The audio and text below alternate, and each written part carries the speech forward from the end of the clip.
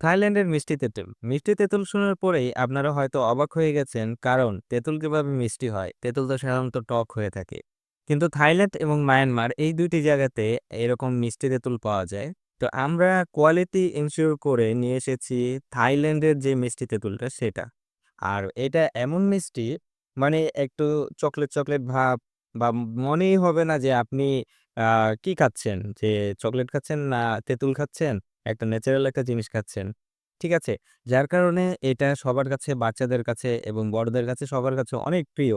এই মিষ্টি তেঁতুলটির ভিতরে আছে একদম তেঁতুলের মতো, স্বাদেও অনেকটা তেঁতুলের মতো, কিন্তু টক হবে না, মিষ্টি হবে। তো সেটা কিন্তু আমাদের পদ্মা বাজারে পেয়ে যাচ্ছেন। আপনারা চাইলেই কিন্তু অর্ডার করে ফেলতে পারেন। কোনো সমস্যা নেই।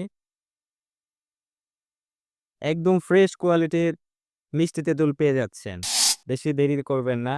স্টকে থাকাকালীন অর্ডার করে ফেলুন স্ক্রিনে দেওয়া নাম্বারে, অথবা আমাদের ওয়েবসাইটে চলে যেতে পারেন পদ্মাবাজার.com, PADMABAZAR, পদ্মাবাজার.com। এখনই দেরি করবেন না, অর্ডার করে ফেলুন। আসসালামু আলাইকুম।